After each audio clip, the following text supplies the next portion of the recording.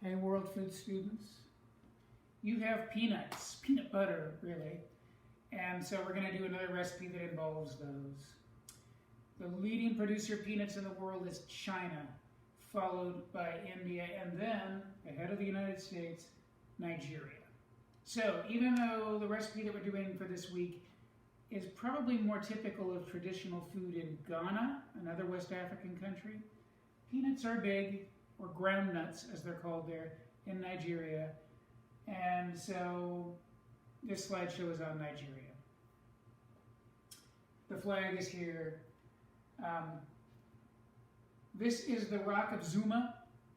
It is probably the most famous landmark in Nigeria, from what I could find on the internet. But I also wanted to put this building on here. A lot of times we have this misconception about Africa that it is either primitive as a continent or barely escaped from. Look at this Theater of the Arts. That is a modern building. This is in Lagos, not the capital, but the largest city in Nigeria. All right, so what should you know about this country? Here it is. It's in West Africa. It's on the Gulf here. Just to orient you a little bit, here's Egypt. Here is Morocco. Europe, of course, is to the north, and the United States is to the west. Nigeria, for 100 years or so, was governed by England. It was a colony of the British Empire. It is still a member of the British Commonwealth. And so the official language of Nigeria is English. But there are hundreds of other languages in Nigeria, the most common of which is Hausa. The capital of Nigeria is Abuja, and you can't see it on the map, but it's right smack in the middle of the country. They put it deliberately there. It's not very far, by the way, from the Rock of Zuma, and it is a designed city. It was built in the 1800s to be the capital. But the economic and cultural center is really Lagos.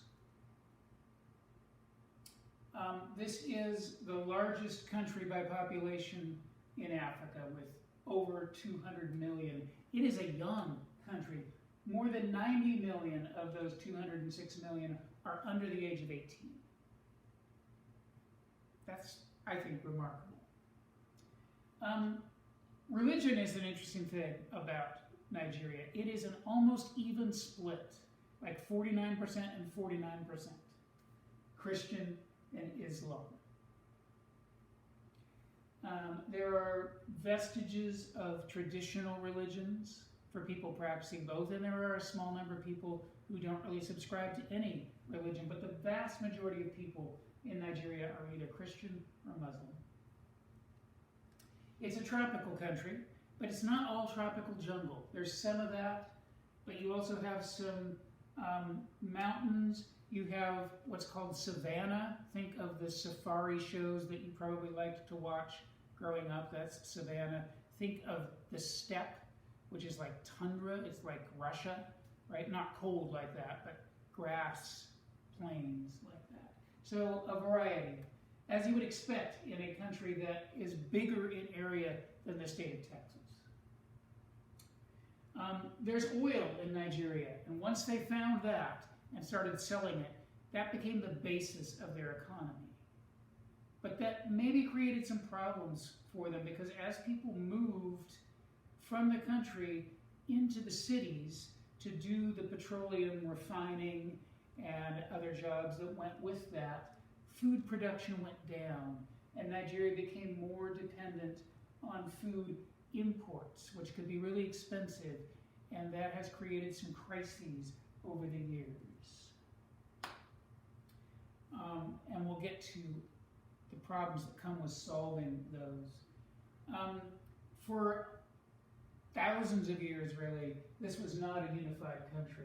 It was occupied by various tribes, by various smaller groups. But in the 1800s, the British, like I said, took control. It was part of the British Empire. It gained its independence in 1960, so about 60 years ago now. And since then, partly as a response to things like the food crises, they've had some really heavy-handed military regimes. They've continued to struggle toward democracy. But let's move on from that to food.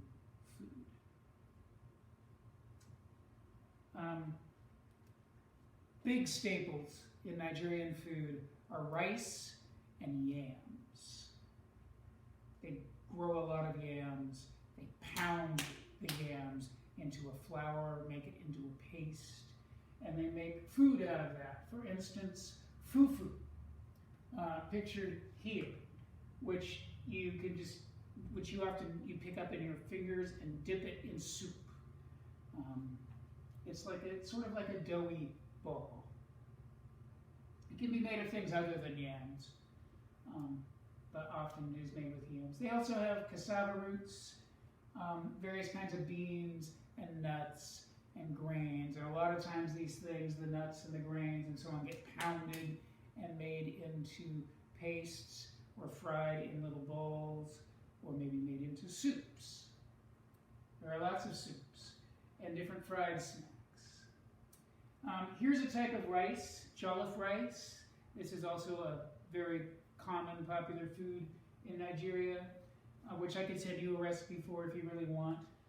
This is a picture of peanut soup, which you're going to make. And I just thought this might look good to some of you. This is probably coated, at least sometimes coated, with a peanut sauce. And it's a barbecue, shish kebab kind of thing, which is also popular in Nigeria. So we've got some yummy foods to consider here, and I hope that you'll enjoy making your soup and that it won't be too hot when you go to eat it. Have a great day and a great week. God bless you.